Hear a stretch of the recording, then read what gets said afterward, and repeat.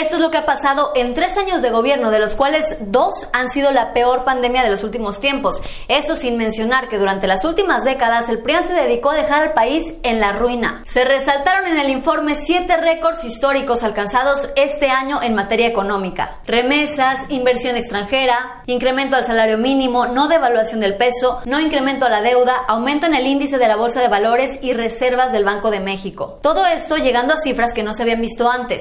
Lo cierto es que la economía en México se está recuperando, al igual que el resto del mundo, después de enfrentar una grave crisis por la pandemia. Vamos a iniciar con uno de los récords que ha generado mayor controversia: el récord histórico en remesas, 4.540 millones de dólares en julio. Las remesas son el envío de dinero de las personas que radican en otra nación a su país de origen. Y esto, lógicamente, tiene sus pros y sus contras. Las remesas sirven para que las familias en México, por lo menos, tengan un ingreso que les ayude a solventar sus gastos y, obviamente, incentiva a que se dé mayor gasto en el país, mayor circulación monetaria porque se incrementa la capacidad de compra, se mejoran las condiciones de acceso a bienes de consumo, comercio y también interviene en la generación de empleos. Ahora, ¿esto es un logro del gobierno, sí o no? Bueno, pues el logro en realidad es este beneficio que se tiene para la macroeconomía y que el envío de remesas ayuda a evitar la devaluación del peso. Ese es un logro que tampoco se conseguiría si no existiera un manejo sano de las finanzas públicas en México. Y ese es mérito totalmente del gobierno. También se habló del incremento al salario mínimo. Eso es un hecho. En el sexenio de Zedillo se aumentó 20 pesos, con Fox aumentó 38 pesos, con Calderón se incrementó 11.6 pesos y con Peña Nieto creció 25.29 pesos. Para el 2018 el salario mínimo era de 88.36 pesos. A 3 años de gobierno el salario mínimo es de 141.70 pesos y se espera todavía que vengan más incrementos. También creció la inversión extranjera directa con 18.433.5 millones de dólares.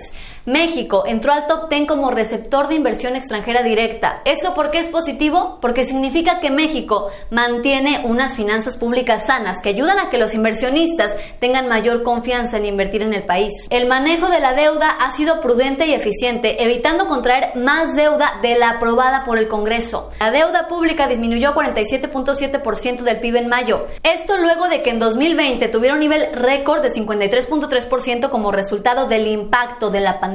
El aumento al índice de la Bolsa de Valores tuvo un 33% y se prevé que siga subiendo. Esto favorece también para atraer mayor inversión nacional y extranjera. El mercado mexicano sigue entregando ganancias después de una temporada positiva de reportes financieros del segundo trimestre del año. Y los activos del Banco de México están en niveles saludables que cubren al menos 6 meses de importaciones. Todo esto da mayor flexibilidad al Banco Central en caso de que se presente una depreciación. Los activos de las reservas internacionales se ubicaron en 205.391 millones de dólares, con un aumento semanal de 12.230 millones de dólares. Con Peña Nieto se tuvo un promedio de 179.000 millones de dólares en todo su sexenio. Es importante hablar también de que no todo puede ser perfecto, no todos son datos positivos, eso hay que reconocerlo. Es absurdo esperar que todo esté totalmente bien o totalmente mal. Hace falta más inversión privada nacional, por ejemplo, y hay muchos temas que falta resolver. Estamos a mitad del sexenio de un gobierno que estableció 100 compromisos con el pueblo para poder sentar las bases de la transformación de México, de los cuales ya se cumplieron 98 a 3 años. A la mitad del camino se dio pensión a 11 millones de adultos mayores, y no solamente eso, el monto se ha ido incrementando. La inversión extranjera directa incrementó también. Al menos 60% de los hogares reciben un programa social.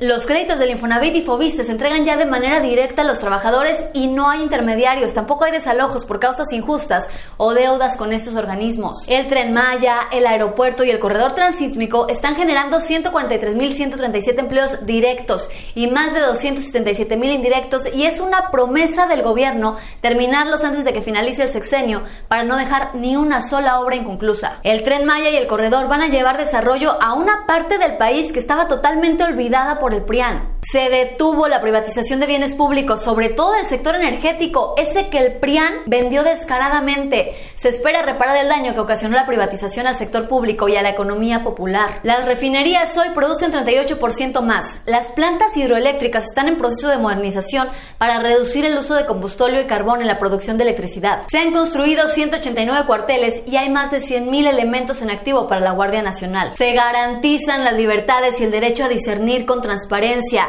aunque Loret, con tremendo descaro, se atreva a discernir. El salario mínimo creció más del 30%. No se han incrementado los precios de la gasolina, el diésel ni la electricidad en términos reales. Y es increíble el ahorro que se ha logrado con el combate a la corrupción. Y todas esas cosas antes estaban en números rojos.